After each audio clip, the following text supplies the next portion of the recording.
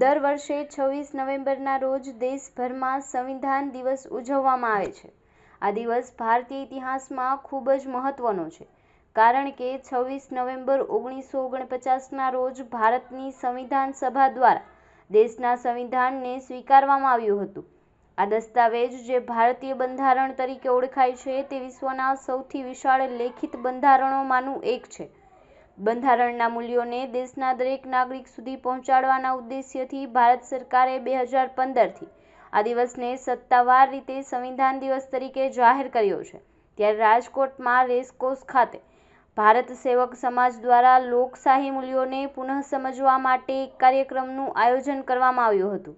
આ દરમિયાન બહોળી સંખ્યામાં મહાનુભાવો ઉપસ્થિત રહ્યા હતા। અનામિકભાઈ શાહ, આજનો આ જે કાર્યક્રમ છે એ ભારત સેવક સમાજ તરફથી અને આપણી બીજી સંસ્થા યુથ ફોર ડેમોક્રેસી તરફથી યોજવામાં આવ્યો છે। અને આજે આપણે જાણીએ છીએ કે આજે બંધારણનો દિવસ છે એ સમગ્ર દેશમાં એની ઉજવણી થઈ રહી છે। બંધારણ સામે આઝાદી પછી બંધારણ જ્યારે ઘડાતું હતું ત્યારે અને ડૉક્ટર આંબેડકરની અધ્યક્ષતામાં બંધારણ ઘડાયું એ દરમિયાન અનેક પડકારો આવ્યા, પરંતુ બંધારણ સભાએ એને ખૂબ જ સારી રીતે અને સલુકાઈથી એનો ઉકેલ લાવી અને આપણને વિશ્વનું શ્રેષ્ઠ બંધારણ આપ્યું છે।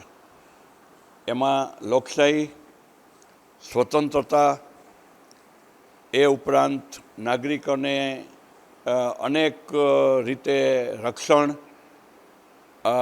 અનામત, ચૂંટણીઓ, લોકશાહી સરકાર અને એ ઉપરાંત આપણા જે 4 મહત્ત્વના અંગો છે, પાર્લામેન્ટ ડેમોક્રેસી, વિધાનસભાઓ, ન્યાયતંત્ર, વહીવટીતંત્ર અને ચૂંટાયેલા સભ્યો, તો આ બધાને સાથે રાખી અને દેશને કેવી રીતના આગળ વધી શકાય એ માટે બંધારણની આમુખમાં મૂળભૂત અધિકારોથી માંડી અને ધર્મનિરપેક્ષતા સુધીના બધા જ તત્વોને ખૂબ સારી રીતે સમાવવામાં આવ્યા છે।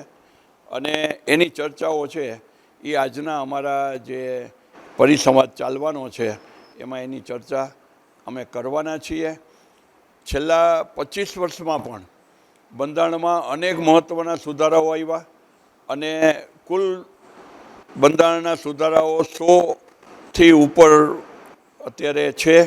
અને એમાં છેલ્લા વર્ષોમાં અને ગયા સદીમાં પણ જોઈએ તો જે મહત્ત્વના અધિકારો છે, આરટીઆઈનો અધિકાર છે, માહિતીનો અધિકાર છે, શિક્ષણનો અધિકાર છે, એવા અનેક અધિકારો છે એને નવા સ્વરૂપે બંધારણ સુધારામાં સામેલ કરવામાં આવ્યા છે। છેલ્લા 10 વર્ષમાં પણ અનેક સુધારાઓ થયા છે। આપણા કોડ ઓફ ક્રિમિનલ પ્રોસિજર છે એના પણ બધા સુધારાઓ થયા છે, ન્યાયતંત્રના ફેરફારો થયા છે। પણ સુપ્રીમ કોર્ટ પણ કે પાર્લામેન્ટ પણ બંધારણના મૂળભૂત માળખામાં પરિવર્તન કરી શકતી નથી અને કરવો ન જોઈએ। એ જે બંધારણનું હાદ છે એના વિશે આજે જે ચર્ચાઓ થવાની છે એમાં મુખ્ય આ અંગે અમે ચર્ચા કરવાના છીએ।